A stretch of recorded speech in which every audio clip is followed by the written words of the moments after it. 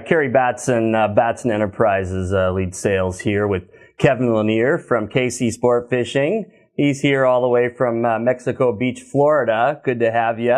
Good to be here, Karry. All right, great. We're going to talk about some of his rods that he's picked for his lineup for his boats. We're going to have troll rods, jig rods, the whole gamut of what he likes to use, and kind of go from there. Looks like today we want to start with one of his jig troll rods, stuff like that. More of, I guess, is a jig rod for you more than anything. Yeah, what I thought when we came out with this rod was we were looking a lot at the smaller tuna, and I thought it would be a good transition down to Florida, and it has worked out really well for us. I use this a lot when I'm jigging for larger snapper, grouper, things like that. It's also a good, very light troll rod too. King mackerel does really well. I like this. And you guys get some amberjack too, I'm sure. This is a stand-up tuna blank is what this is. This is the FSU 60MH. It's rated 20 to 40 class. Does have a pretty fast tip on it, which gives that nice give and action for the clients to get the nice pull without trying to jerk them over the rail. We did choose, it's not on here, but we went with a slick butt for in and out of his rod holders. That'll help from the abuse and the tear up. We're going to go rubber gimbal on his next series. Yeah. A little more comfortable for your clients where the heavy gimbal isn't necessary, the aluminum. I think we'll probably run a little longer foregrip so that you can put it on the rail like you mentioned earlier. Some people, they get tired.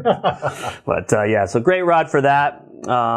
That's probably a dominant rod for you for your boat, or that is one of the two dominant rods I use, and I have found no matter what I hook into, it will at least put up a good fight. Yeah, it's a great rod. Medium heavy, medium heavy is super strong. I mean, you got lots of power, reserve power in the back, but I've never seen one break. I'm sure it could happen, but great choice. Let's see. Here's another, stand-up blank, FSU 56H, 5.5 foot long, 30 to 50 class.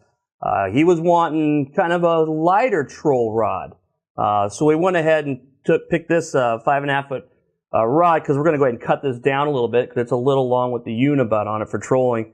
But it has this nice soft feel in the mid for you. That's what you were asking for. Stand-up blank, but we're going to make a troll. So I think we cut this back a little bit. Yep. And put a unibutt in it for you. Yeah, what I really liked was when we did our first initial set, we were a little heavy, I thought, and I wanted a troll rod that you could land a small king mackerel and still get a feel. But at the same time, we can tie in an 80-pound amberjack, and it'll handle it. Yeah. So a lot of feel here, a lot of comfortable, not too heavy, the perfect length, perfect grip setup, really nice rod. I think we hit a home run with this one. Yeah, I think you're right. We do have a regulation trolling rod, 30 class, 50 class, 80 class, but a little too stiff for you. I think that's what we tried originally. If you're catching marlin and stuff like that, they were wonderful rods for that. But exactly, some a little more action for your clients. Exactly. So, good choice. So we don't really warranty stuff when we cut it, but you're not going to break rods, usually from fishing. So to make the correct action, sometimes we got to customize them, and that's what you have. You have custom rods. So Yeah. I mean, we did find that you could lay it on the rail. It still held up great. Never even had a doubt that the rod would handle what we're putting it to. Yeah, no doubt. And you haven't broke one yet, so we're in good shape there. That's true. So what else do we have? We go snapper fishing. We go snapper fishing. We're down there in the Gulf, a lot of spinning rods used. So, I was a little reluctant at first to go with the spinning rods, but, we're down there. That's what a lot of guys used. Yeah. So we came out, I think we started with like a 20-pound class spinning rod. Yeah. And that worked out pretty good. Yeah, so we started with the RCKJB series. These are jig rods, mostly butterfly jigs, knife jigs, they call them as well. They do have full flex, which is great for spinning. They're very durable, very thick material, great customer rods, as they, they're going to bang them and stuff like that, or you want to be nervous all day. You're running mostly 4-ounce jigs, 5-ounce jigs, or bait. What do you guys run? A combination of everything. A 4-ounce jig is pretty much standard. We do get up to a 6-ounce, or we'll use just a live bait, no weight at all. So it's really a great rod. Yeah, when we were down there, we fished, I believe it was a few ounce egg sinker. Yep. We were running cut bait, dead bait. Right.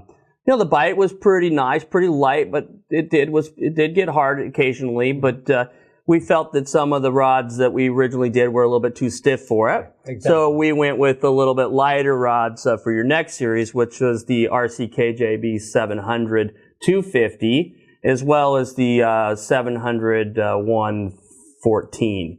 And those were a lot of fun. To get this full bend of this rod, it was a blast. They were taking drag, and it was fun to do. And but you got an amberjack on there, you might be a little undergunned. Right, but, right. Yeah. You might be a little undergunned. Well, we started with a blank slate down there.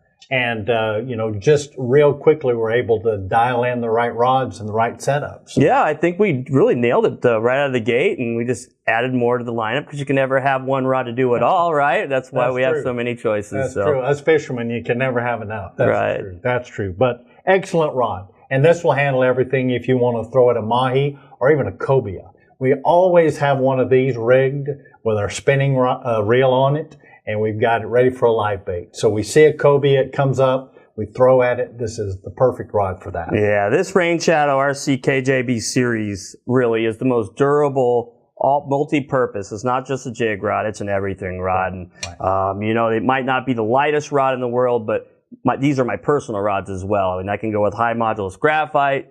Not the greatest choice for that type of fishery because, rods like that can't take the abuse we're going to put in. Right, So. that's right.